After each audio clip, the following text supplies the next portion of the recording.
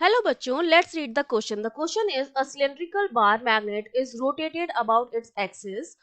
A wire is connected from the axis.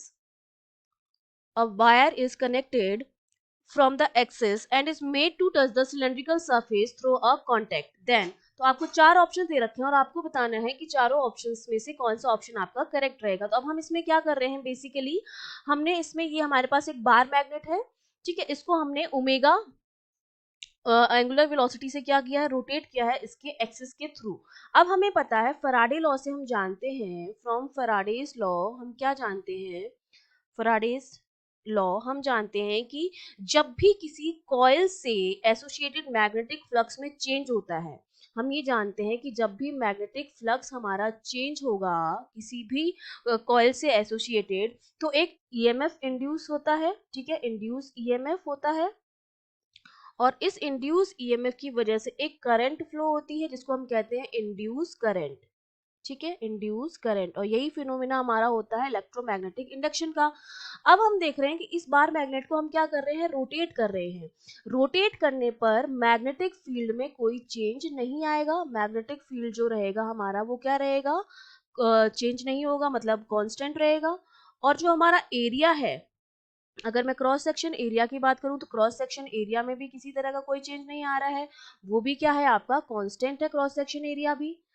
अगर हम इस बार मैग्नेट को शिफ्ट करते, मूवमेंट कराते, ठीक है, अगर हम फॉरवर्ड या बैकवर्ड लेके जाते या अप या डाउन लेके जाते, तो इससे एसोसिएटेड जो मैग्नेटिक फील्ड होता वो चेंज होता और मैग्नेटिक फील्ड की वजह से हमारा फ्लक्स चेंज होता। फ्लक्स में चेंज की वजह से इंड्यूस ईएमएफ होता और इंड्यूस ईएमएफ की वजह से इंड्यूस करंट होता। लेकिन यहाँ पर ना तो मैग्नेटिक फील्ड में चेंज आ रहा है ना क्रॉस सेक्शन एरिया में चेंज आ रहा है, मतलब हमारा जो फाई होता है which is B dot A, उसमें किसी तरह का कोई चेंज नहीं आएगा। जब बी कांस्टेंट है, ए कांस्टेंट है, मतलब हमारा फाई भी क्या है, कांस्टेंट है।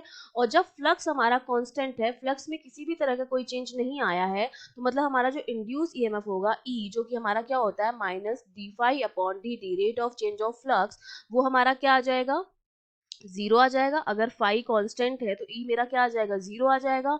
और अगर इंड्यूस ईएमएफ ही नहीं है तो हमारी जो करंट होगी, इंड्यूस करंट, जो हमारी कैसे किस तरह से देते हैं, I equals to E upon R, जब ई जीरो है तो हमारी करंट भी क्या आ जाएगी, जीरो आ जाएगी। मतलब किसी भी तरह की कोई करंट अमीटर में नहीं आएगी, किसी भी तरह की करंट फ्लो नहीं होगी। दैट मीन्स हमारा जो ए ऑप्शन है, a direct current flows in the ammeter, wrong हो जाएगा।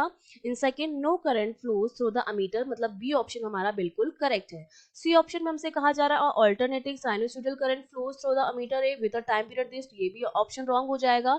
जब किसी भी तरह का ईएमएफ इंड्यूस ही नहीं हो रहा है तो किसी तरह का करंट फ्लो होगा ही नहीं, तो ये ऑप्शन भी गलत हो जाएगा। And D option is non sinusoidal current flow, तो ये ऑप्शन भी आपका गलत हो जाएगा। इस अमीटर में किसी भी तरह की करंट का फ्लो नहीं होगा। Okay, I hope you understood well, all the best.